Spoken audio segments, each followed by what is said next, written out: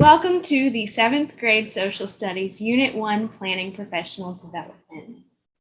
Today we will be diving into Unit 1 of 7th grade American History. Unit 1's title is Road to Independence.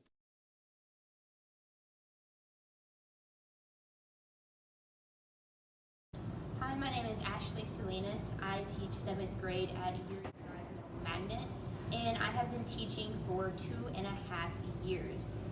And one of the things that I love about teaching social studies is just how engaging you can be with students. I can take our materials from the scope and sequence and really make a story out of it, and I love being able to do that with my students and making it engaging with them because it is a fun topic, and teaching it as a fun topic is one of my favorite things. Just watching them light up as they hit the realization of, oh, this is a really cool story, but it happened in real life is really exciting to me. Hi, my name's Emily Finch. I work at Uri Drive Middle School. I teach 7th grade social studies. And one of the things that I love the most about teaching social studies is just really getting to connect with the students and getting to know them and bringing stories to life and bringing history to life. A lot of students aren't really necessarily interested in history, but I think it's really exciting when you can take the past and teach it in a new way or teach it in an engaging way that makes them realize that it is important, that it can be applied to real life, and just in a new, exciting way. Session 1 objectives for planning include exploring Unit 1 and inquiry-based questions, describe and identify the unit claim, understand the skill and knowledge needed for the assessments planning with the end in mind, and understanding planning from an instructional task. Go ahead and pause for a brief moment to gather a few materials. The first thing you are going to need is your scope and sequence. You will also need your companion document, your Caddo Parish Scope and Sequence Guide, something to take notes with, and a unit task set planning template, which you all have been provided with. The first part that we will be talking about is exploring Unit 1 in inquiry-based instruction. So what is inquiry-based instruction? Inquiry-based instruction is a form of active learning that starts by posing questions, problems, or scenarios rather than only presenting established facts. The goal with inquiry-based instruction is to gain a deeper understanding of the material and to have your students think critically instead of just simply recalling information. Our social studies visions and goals. In order to be a productive member of society, students must be critical consumers of information. They use sources regularly to learn content, make connections among people, events, and ideas across time and place, and express informed opinions supported by evidence from sources and content knowledge. This graphic below represents the flow of an instructional task, starting with building context, or teaching explicit facts and building background knowledge, and ends with expressing claims. The entire process is guided by inquiry. We allow students to have a main question that they need to ask or answer at the beginning of a lesson or a unit. And by the end of that unit, through instruction and different sources and questions, the students should be able to answer the main question in mind. Teaching in this way, as opposed to only presenting established facts, will result in a stronger content knowledge in social studies. Teachers should have working knowledge of the following. You should have a good understanding of subject standards. You should have a good understanding of the scope and sequence, the companion document, the Caddo Scope and Sequence Guides, and assessing student work. All right, so let's study Unit 1. So take a minute and we'll pause for 2 minutes and complete this task below. We need you to write a list of steps that you take when you prepare to teach a lesson from the scope and sequence. One of the first steps that you should take whenever you begin planning is planning with the end in mind, and that is something called backwards design. So there are 3 stages of planning with the backward design process. The first step is to identify the desired results. At this stage, you are going to be looking at the claim of each unit and decide what your students need to be able to answer that claim. The second step is determining acceptable evidence. This is going to be the sources. Where are your students finding out the information in order to answer that claim successfully? And then the last one is plan learning experience and instruction. So with this one, you are going to be looking at how you are going to present your sources to your students and what types of activities your students are going to be performing with the sources in order to get that end desired result. All right, on to our next objective. We will be describing and identifying our unit claim in Unit 1. So our question is, what is the unit claim? We will relate the task to the unit claim. We will post the unit claim for the duration of the unit or help students make connections. We will use the framing page in the scope and sequence for the topic to help with internalizations. And we will determine what the supporting questions are throughout the task to help students build towards making that claim. This is our framing page from Unit 1. And as you can see, our framing page lists everything that we go through throughout the year. Here on the right, you can see that there are different links to the separate units throughout the scope and sequence, and they are easily accessible on our framing page. Okay, our next objective that we are going to be covering is understand the skill and knowledge needed for the assessment planning with the end in mind. As we said before, planning with the end in mind is a very important thing to do so that we can build our lessons around our certain question so that students will be able to answer it in the end. An assessment that we pulled from the Louisiana Department of Education is what we see here and in the next couple slides. This is from Unit 1, and it is a Unit 1 assessment. So how does instruction focused on claims or inquiry-based instruction help students gain deeper content knowledge? Well, we're going to scan the grade subject item set. We need to ask ourselves, what knowledge must students have in order to master this assessment? And we need to reflect how the item set reflects the shifts, sources, connections, and informed opinions. So here you can see one of the sources from our assessment on Unit 1 is an image and a short paragraph on Patrick Henry and his famous "Give me liberty or give me death" speech. You can see two more sources here. We have excerpts from the Declaration of Independence and an excerpt from the Committee of Correspondence. And then our final source is an excerpt from Common Sense by Thomas Paine. We also have questions 1 through 9 here that we pulled from the assessment. And the last question, question 9, is asking students to write a paragraph answering the following question. It says, based on the sources and your knowledge of social studies, describe and analyze the motivations of the colonists in their fight for independence from Great Britain. Again, all these questions we pulled from a set of Eagle questions from the Louisiana Department of Education. And with this assessment in mind and keeping this assessment in mind will help us build our lessons for our students.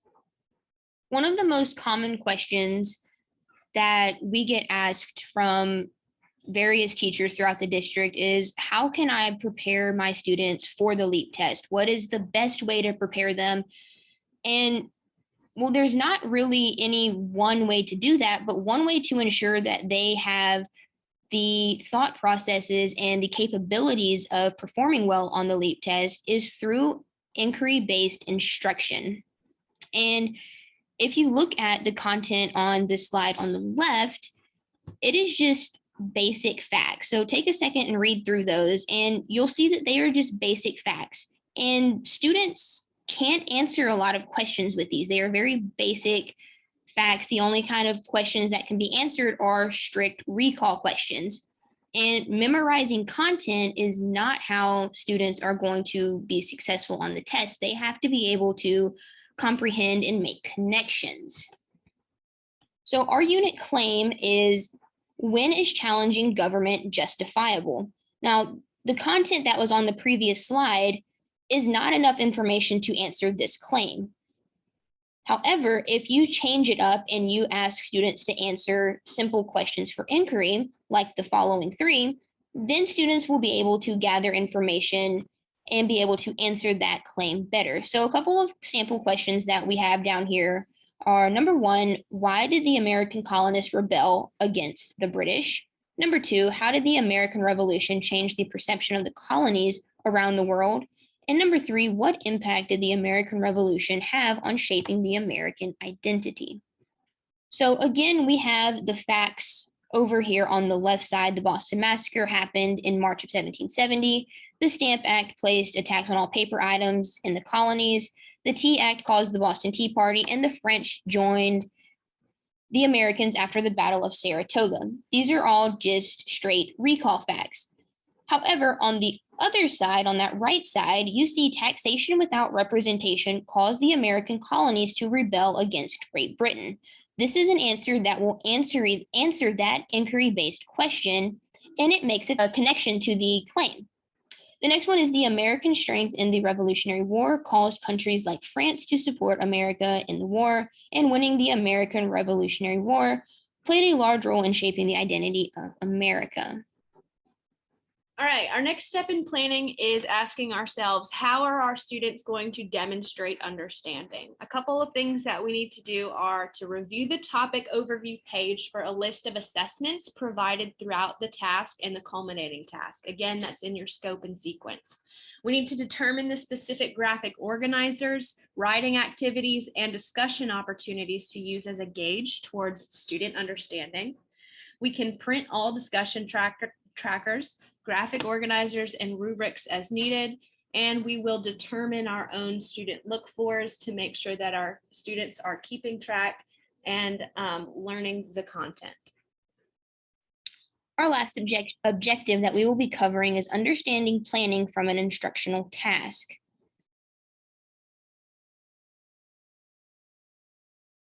So for planning our Unit 1, we need a couple of things. We have our scope and sequence, we have our companion document, we have the SNS guide, which can be found on Ms. Phillips' Canvas page. And then the most important part that we have is going to be our planning template here. And then on our computer, we also have our pacing guide. So we can go ahead and start filling up the top up here, and we start with our grade, which is obviously 7th. The unit is going to be Unit 1, which is the Road to Independence. And then our Unit is split up into 3 topics. Okay, so the unit is split up into 3 topics, and our first task up here is going to be task 1, which is the rising tension with Britain. So then we're going to go down and break up into our unit claim. So our unit claim question is, when is challenging a government justifiable? Okay. And we can use an assessment for that. You want to do like a Socratic seminar? I think the SNS guide, or not the SNS guide, the scope and sequence calls for a Socratic seminar. Okay, so we can do a Socratic seminar for that. And do you have anything that... Pause the video for 1 minute and make a connection between the steps of the planning process and how they correlate to the steps of the instructional task. Each part of the process in planning for an instructional task directly relates to part of the vision in social studies instruction. Planning for an instructional task follows the principle of backwards design. We first think about the claim we want students to express, what we want to hear them say, and how they are going to express their claims. We will spend the rest of our time together internalizing and planning for an instructional task. Everyone will plan from Unit 1, Topic 1, Task 1 from the grade that they teach. We'll go through each step of the planning process and then give you time to implement that step. The goal is to leave you with your first task of the school year planned out and a process to replicate for the rest of the tasks. So what you need to do right now is to find your scope and sequence and access Unit 1, Topic 1, Task 1 from the grade that you teach. We'll break down the process step by step. Let's make sure that we have all of our materials that we need to plan. First, we're going to take a look at the companion document. As you can see, we have highlighted some standards that we know will be hit in the first unit, first task. And we have highlighted those. We have also numbered them, as you can see here. And we will use these standards in our scope and sequence to make sure that we are hitting what we need. So on this slide, you will see the scope and sequence as well as our annotated numbers from our companion document.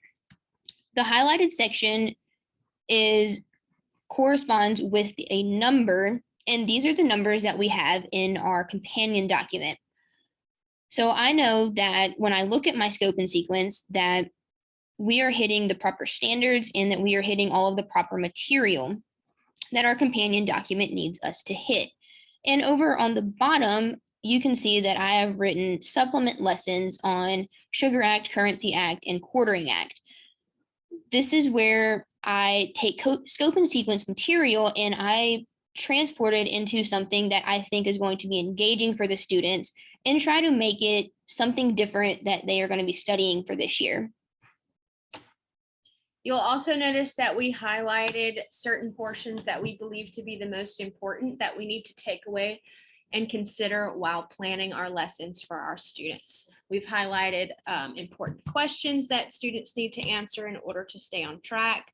Some of these questions that you see will go into our unit planning. So how do you use the companion document with the scope and sequence? Well, we review the companion document for the unit. We review an instructional task from the scope and sequence, and we cross-check to see if all content from the companion document on that topic is covered. So we're kind of restating what we said there, where we highlighted and we numbered and annotated on our companion document and cross-checked that with our scope and sequence. We made notes on what to cut and what to supplement. Again, we wanted to go deeper into a few of the acts that you saw. We felt that those needed to be supplemented as well. Here you can see an image or an example of a unit task set template. This is what we will be using to plan out our first task in Unit 1. Here you can see step 1 is to use the scope and sequence to identify the grade, unit, topic, and task set. Here you can see where you need to identify the unit claim and the unit assessment from the scope and sequence. Here you can see where we need to identify task questions for inquiry and supporting assessment. We also will create supporting questions and identify unit activities and unit assessments to track our students' knowledge throughout the unit. Step 3 is to read and dissect the sources in the scope and sequence for key evidence, strategies, and context of the sources. So step 1. Let's use the scope and sequence to identify the grade, unit, topic, and task set. Again, we're doing Unit 1, Topic 1, Task 1. Pause the video for 2 minutes and complete this step. As you can see here, we have filled out our unit template. Grade 7, Unit 1 is Road to Independence. Our topic is Rising Tension with Great Britain, and we have actually chosen Task 1 and 2 of the unit. Task 1 is optional, but in order to fill out our full unit template, we have chosen to include 1 and 2. Task 1 is the end of the French and Indian War, and Task 2 in Topic 1 is on British colonial policies. Now it's time for step 1B. Let's identify the unit claim and the unit assessment. Pause the video for 2 minutes and complete this step. As you can see, you should have written the unit claim, when is challenging government justifiable? The scope and sequence has our assessment set as a Socratic seminar. Moving on to step 1C. Let's identify task questions for inquiry and assessment. Pause the video for 5 minutes and complete this step.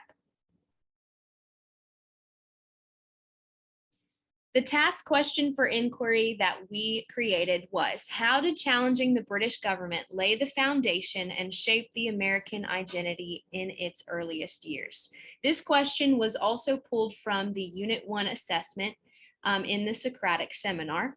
Again, you can have your students be assessed through a Socratic seminar, or maybe one day you would like them to write a short paragraph or an essay on this question as well. Moving on to step 2. Let's create supporting questions and identify unit activities and unit assessments. Pause the video for 5 minutes and complete this step. A few supporting questions that we pulled can be seen below. Yours might be different. You might have more, you might have less. Again, we created this unit template on task 1 and 2, so we made sure to include questions that could be answered through task 1 and task 2. Our first supporting question says, how did the relationship between the 13 American colonies and Great Britain change after the French and Indian War? Our assessment that we chose, the scope and sequence, has us annotating a document on the French and Indian War and discussing the impacts, the social, economic, and political impacts of the French and Indian War. A few other supporting questions that we have are on the different acts and British colonial policies that were passed against the colonists. And our last supporting question, which is a very broad question, is what political, economic, and social factors led to the colonists' decision to rebel against the British? So we have a few smaller supporting questions here, and then one larger supporting question. And being able to answer questions 1 through 3 will build and help students answer the supporting question 4, which will all in turn help students answer the task question for inquiry and the unit claim.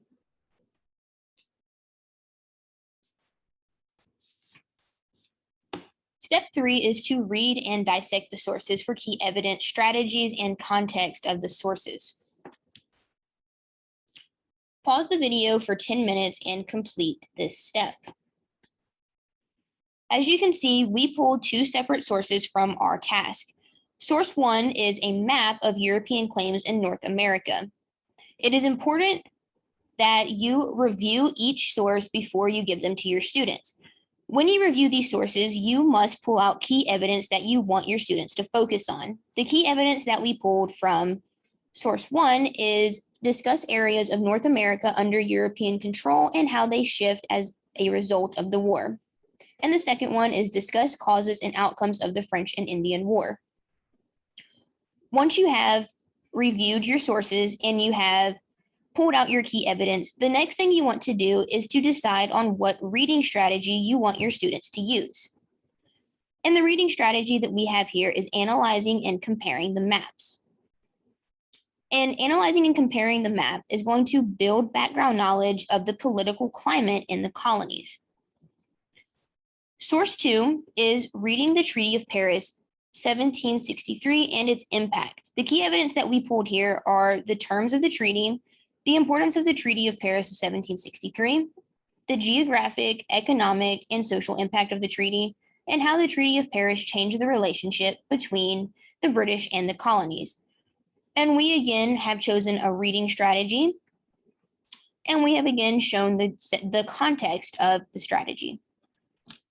Our next question that we must ask ourselves while planning is, what information will the sources provide to help students make and support their claim? We need to make sure that we're reading each source carefully again. We need to note the evidence that students could use to support a claim. We should determine the best strategy that students will use, if that's a reading strategy. We need to provide context background knowledge for complex concepts, making sure that our students remember and understand basic background knowledge in order to continue in their content. We also need to determine how students are going to access these sources. Again, we have another example of step 3, where we should read and dissect the sources, and we will see that in a minute. And then we will move on to step 4, what information needs to be supplemented, strategies for teaching content, and key vocabulary that is needed. Our last 2 sources that we pulled to be able to answer our supporting questions, our inquiry question, and eventually our unit claim are as follows. Source 3 is a reading on the Royal Proclamation of 1763. Some key evidence that we pulled from that source were Great Britain did not want to upset the French and Indians still living west of the Appalachian Mountains, and it prevented the colonists from expanding in new territories and caused problems between England and Native Americans in the Ohio River Valley. These are 2 pieces of key evidence that we need our students to understand in order to understand the inquiry question about Americans rebelling against the British. Our reading strategy that we chose here was a small group reading. And again, this is all to identify and describe the social, political, and economic impact of each act and how these actions change the relationship between the colonies and Great Britain. Our last source that we pulled is a reading and an organizer combo of a list of British acts on colonial America. Key evidence that we want our students to understand are the causes and effects of each British act, how the colonists reacted to each act, and why those acts are important or significant. Our reading strategy, again, is a small group reading. We're having students make annotations, making inferences, trying to answer questions, and overall have a class discussion at the end of this source. This is also students can evaluate the causes and effects of some British colonial policies after the French and Indian War, hopefully leading to them understanding how the rift between the colonies and the British occurred. So step 4 is us setting the context and building some background knowledge. Whenever you plan a unit, you need to make sure that your students are well informed on background knowledge in order to continue in the content. Key content to review before engaging in the task is, or includes, reviewing the colonization and geography of the New World, discussing the details of the French and Indian War and the establishment of the 13 British colonies, and defining and discussing essential vocabulary terms. These are things that we think our students need to review before diving into Unit 1. Our method for teaching some of this content include bell ringers, unwraps, TWRs, discussions, and videos. A few key terms to introduce before engaging in this task include, but are not limited to, justification or justifiable, because that is in our unit claim, political factors, social factors, and economic factors. These are just a few examples of a few key terms that our students need to be able to understand and define and describe before engaging in the task. Our method for introducing vocabulary terms can include having a discussion, playing a review game on Quizlet or another review game site, having a vocabulary wall posted in the classroom, or the Freyer model. The last question that you should ask yourself when planning is, what context do I need to provide so that my students can engage with the source? The first thing to do is to determine how you will deliver the content to engage the students. This is going to be the activities that you are using for your students. Are you going to be presenting with a Nearpod, with a HyperDoc, with a PowerPoint, with an escape room? How are you going to engage your students? The second step is to set up the sources so that students can get the key points from the source. Step 3 is to determine the pacing and break the task into daily lessons to meet the students' needs. This is going to be different for each individual class, as each individual class has individual students that have different needs to be met. And then finally, you are going to plan your introductions and your closings to include the daily lessons. So some useful hints for instructional planning is, number 1, divide an instructional task into class periods or school days. Number 2, adapt the task to make it work for your students. Do change the reading strategy to better fit your students' need. If you have some classes that have a high reading level, then maybe have a reading strategy that is going to challenge them a little bit. And if you have some that are on a low reading strategy or a low reading level, have a strategy that helps build their reading knowledge. The next thing is do exert a longer source where necessary. Do supplement a source with a textbook source if it is of high quality and more readable for students. Avoid omitting a source altogether. And finally, use the companion document. Plan for a task set using the SNS guide. The Caddo Parish SNS guide is extremely useful in planning your units. It breaks down the scope and sequence into days and gives various other sources. It provides bell ringers, which gives students practice in their annotation, pulling out evidence, and answering inquiry-based questions. The guides also provide TWRs and are helpful in providing ways to assess students' knowledge of the topic, review of a topic, and writing practice. The 7th grade SNS guide can be found on the Secondary Social Studies Canvas course at the bottom of the homepage. You should be enrolled in a secondary social studies Canvas class. Chandra Phillips is the owner of this class, and if you scroll down, you can see that 7th grade social studies is seen here, where you can find all of the resources that we use today, where you can find all the sources and materials that we use today to plan Unit 1. Here you can see a link to the scope and sequence, the SNS guide that we talked a little bit about that has bell ringers, TWRs, and other materials to help you plan your lessons. It also has a pacing guide and a step-by-step, day-by-day outline of the scope and sequence and their materials and sources. You can also find the companion document as well as many other things to help you plan. Let's continue in the process of planning, making sure that we attend all upcoming trainings and PDs and checking our social studies Canvas page for updates. You can also contact Chandra Phillips at the email or the phone number that you see on your screen. Thank you for attending this PD.